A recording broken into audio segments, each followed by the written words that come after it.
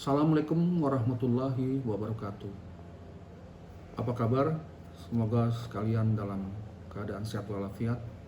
Salam sejahtera. Kita jumpa kembali dalam pelajaran penyelesaian perselisihan perburuan atau penyelesaian perselisihan hubungan industrial dan PHK. Kali ini kita berjumpa untuk pertemuan yang ke-6. Pertemuan ke-6 ini temanya adalah atau materi yang saya bawakan adalah tentang perselisihan hubungan industrial. Perlu dipahami bahwa materi ini memang cukup panjang.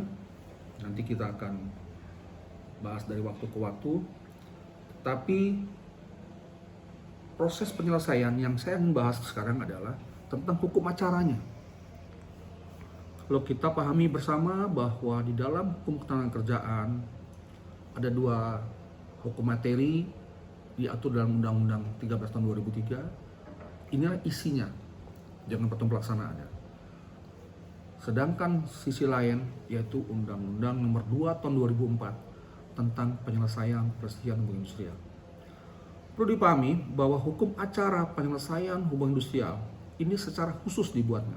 Dalam kata lain, lex specialis. Lex generalisnya adalah hukum acara perdata.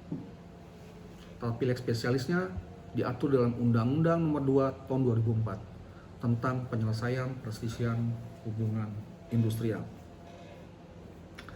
Perlu dipahami bahwa jenis dari perselisihan industrial ada 4. Yang pertama adalah perselisihan hak, yang kedua perselisihan PHK, yang ketiga perselisihan antar serikat pekerja dalam suatu perusahaan, dan keempat ada perselisihan kepentingan. Sekarang saya masuk kepada perselisihan PHK dan perselisihan hak. Perselisihan ini, sebelum saya masuk ke dalam detailnya, saya ingin sampaikan dahulu bahwa Undang-Undang Nomor 2 tahun 2004 bersifat khusus dan tujuannya adalah dalam rangka untuk mempercepat proses penyelesaian. Ini lebih cepat dari penyelesaian hukum perdata. Ada step yang dihilangkan atau tidak dilalui dalam proses penyelesaian industrial, yaitu apa? Pengadilan banding.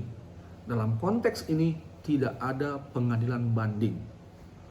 Jadi dari proses perundingan pertama, perundingan antara para pihak, semua perselisihan harus melalui perundingan para pihak.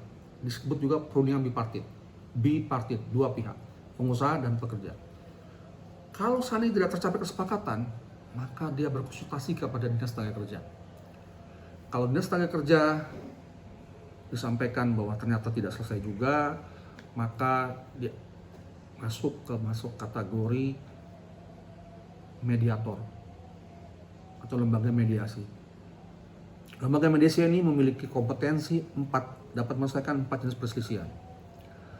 Kemudian kalau seandainya itu nggak tercapai, maka proses ini meningkat terus ke pengadilan hubungan industrial yang tingkatannya sama dengan pengadilan negeri. Di mana? Di kabupaten kota.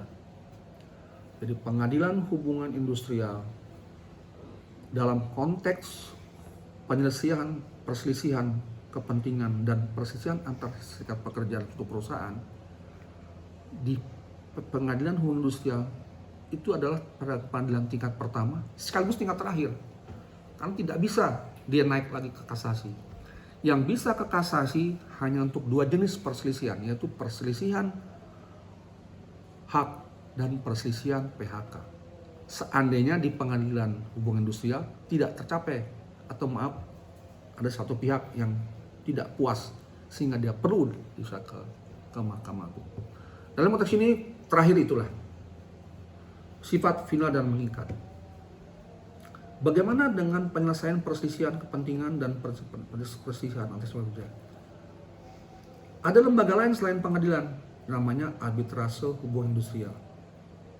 Tapi perlu diingat bahwa masuk ke arbitrase hubungan industrial harus disepakati oleh para pihak supaya bisa diselesaikan di sana. dan sifatnya final dan mengikat, sama seperti undang-undang. Oleh karena itu, awardnya atau putusan dari arbiter didaftarkan di Pengadilan Hubungan Industrial setempat. Inilah proses yang perlu dikerjakan. Ada satu lagi di dalam level atau di luar Pengadilan Hubungan Industrial. Tadi ada mediasi, ada arbitrase, ada satu lagi namanya konsiliasi. Konsiliasi ini bisa menyelesaikan 3 perselisihan dari 4 jenis perselisihan.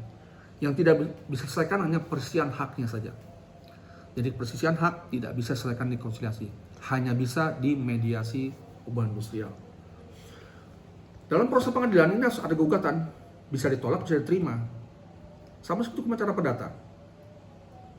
Namun demikian perlu diatur juga atau perlu juga dipahami bahwa dalam konteks perselisihan hubungan industrial ada putusan bersifat salah.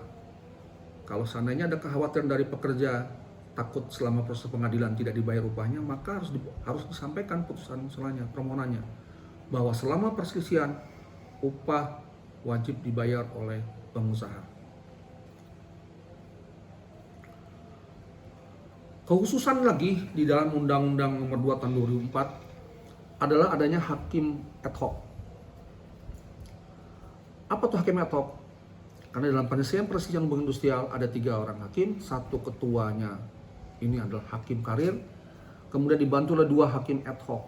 1 hakim berasal dari unsur kerja atau serikat pekerja, 1 lagi hakim yang berasal dari hakim anggota yang berasal dari unsur pengusaha. Jadi ketiga-tiganya inilah memutuskan secara independen mana putusan yang paling adil bagi para pihak. Perlu dipahami bahwa putusan arbitrase bersifat final dan mengikat. Tapi perlu diingat bahwa dalam kondisi tertentu putusan arbitrase dapat dimintai pembatalan. Sekali lagi bukan kasasi ya, minta pembatalan atau peninjauan kembali apabila dijumpai surat atau dokumen yang diakui dinyatakan palsu, atau keputusan diambil melampaui kewenangan arbiter, atau keputusan tersebut bertentangan dengan peraturan undang-undangan, atau keputusan diambil dari tipu muslihat. Apabila satu di antara itu sebagaimana diatur dalam pasal 52, maka putusan arbiter dapat dimintai pembatalan ke Mahkamah Agung. Demikian sesi kali ini. Saya ucapkan terima kasih atas saudara. Jangan lupa dipelajari modulnya. Sampai jumpa pertemuan berikutnya. Assalamualaikum warahmatullahi wabarakatuh.